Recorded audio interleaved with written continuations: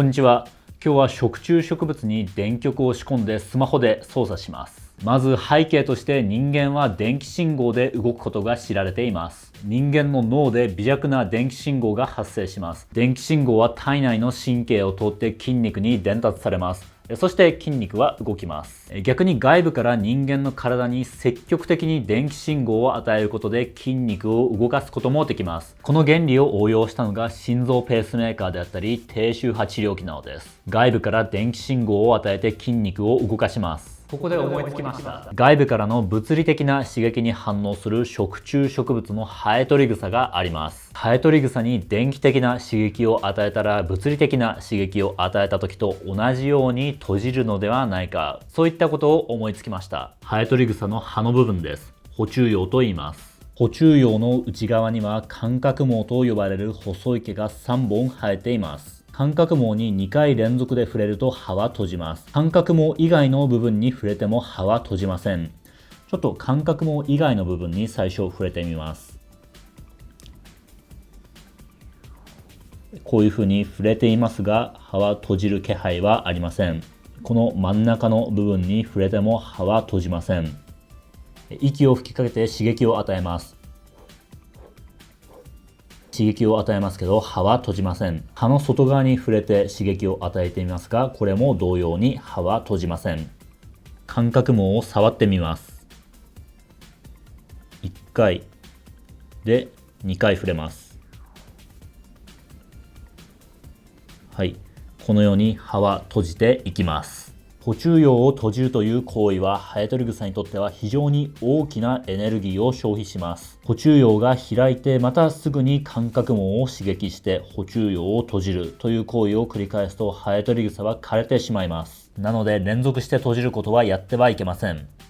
間隔膜のすぐ近くに電気信号を与えてハエトリグサが反応するかを確認します。どのような電気信号を加えるか、それが重要です。電気信号の波形には大まかに2つ種類があります。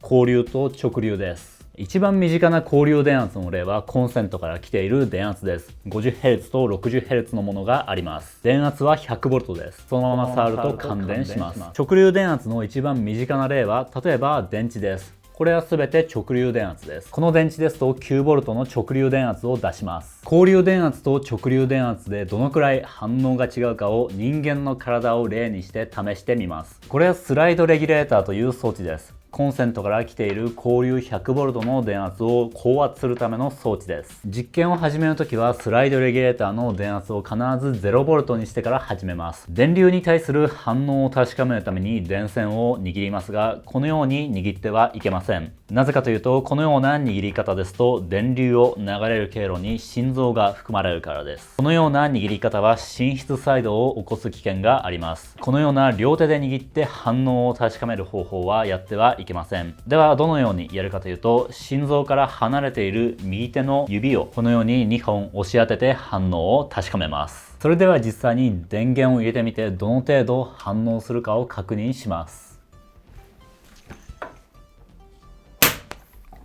電源を入れる前に必ず 0V になっていることを確認しましょう。配線も正しい状態になっているか確認します。思い込みで作業するのはやめましょう。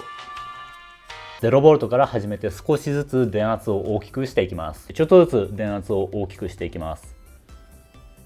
10V になりました。ほとんど何も感じません。電圧をさらに高くします。20V、何も感じません。今 30V ですけど、少し何か指のところに違和感を感じ始めました。指の先端が少しピリピリします。電圧をもう少しだけ高くします。今 36V ですけど、36V で結構きますね。触れている2本の指の間だけ電流が流れているような感覚がします。それ以外のところは何も感じません。これ以上電圧を上げると危ないので、ここら辺にしときます。交流電圧の場合 30V で反応し始めました。では直流電圧の場合はどうかも確かめてみます。これは直流電圧を出す装置です。電圧は 0V です。大きくします。10V ですが何も感じません。20V にしてみます。20V ですがこれも何も感じません。さらに電圧を高くします。設定できる最大電圧の 33V ですが何も感じません。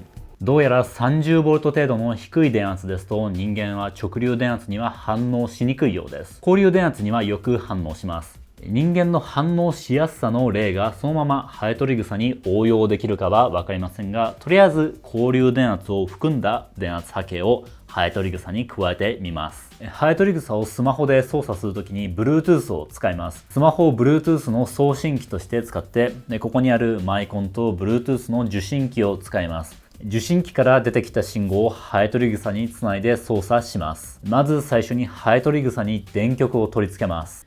アルミホイルを適当な大きさに切ります。あまり大きくなくていいです。4ミリ角くらいの大きさにします。ハンダを流します。アルミホイルの部分に導線をハンダ付けします。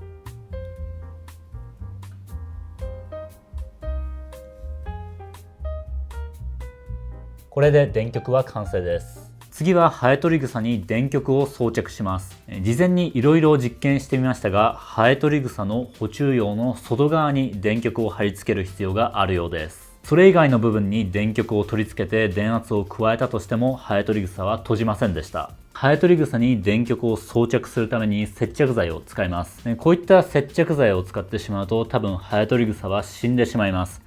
なので天然の接着剤を探しました。最初は米を水で練ったものを接着剤として使おうとしました。でもかなり使い勝手が悪くて違う方法を探しました。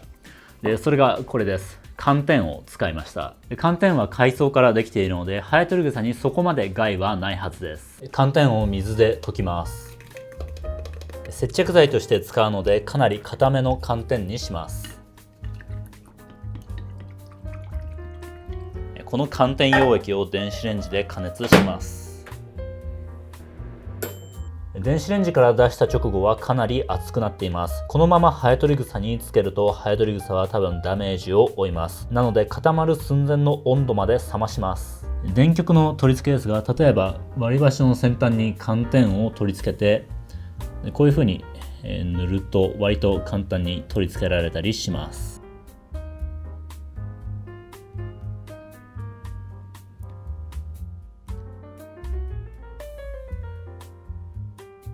結構強力に接着できていると思います。剥がすときはこういう風に寒天の境界の部分にピンセットとかを入れると簡単に取り外せます。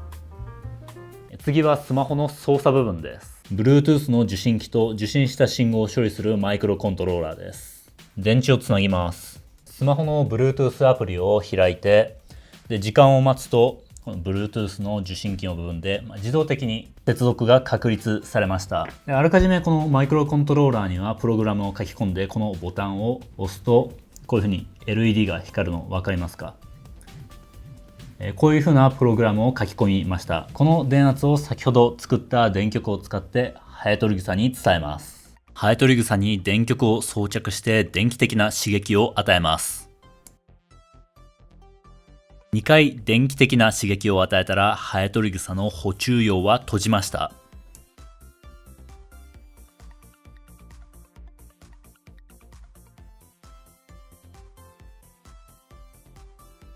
他のハエトリグサの株で同じことを試してみます。補充葉に2箇所電極を取り付けて電気的刺激を与えます。このように刺激を与えていますが、1回だけ刺激を与えただけではなかなか閉じることはありません。2回または3回刺激を与えると補充葉は閉じます。電圧や刺激を与える間隔によって閉じるスピードもだいぶ変わりそうです。実験が終わった後は電極を取り外せば一応元通りです。こんな感じで結構綺麗に取り外せます。参考までに補充葉と茎の部分に電極を取り付けた場合です。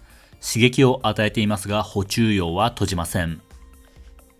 ハエトリグサの補充葉に加える電圧の振幅であったり周波数、あとは電圧を加える回数によって閉じる応答速度がだいぶ変わると思います。変わると思うんですけど、そこまで実験してしまうとこのハエトリグサが枯れてしまうので、今日はこのくらいにしておきます。今日の実験で使ったハエトリグサは今後育てていきます。それでは最後まで動画のご視聴ありがとうございました。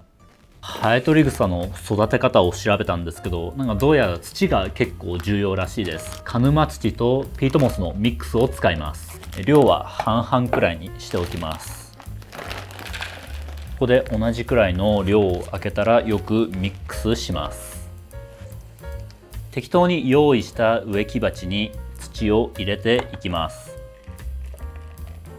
ちょうど、ここにですね、ハエトリグサをこういうふうにポッて置いてしまいます。周りの部分に土を、敷いていけば OK です。もともとついていた土を取り除くかどうか迷いました。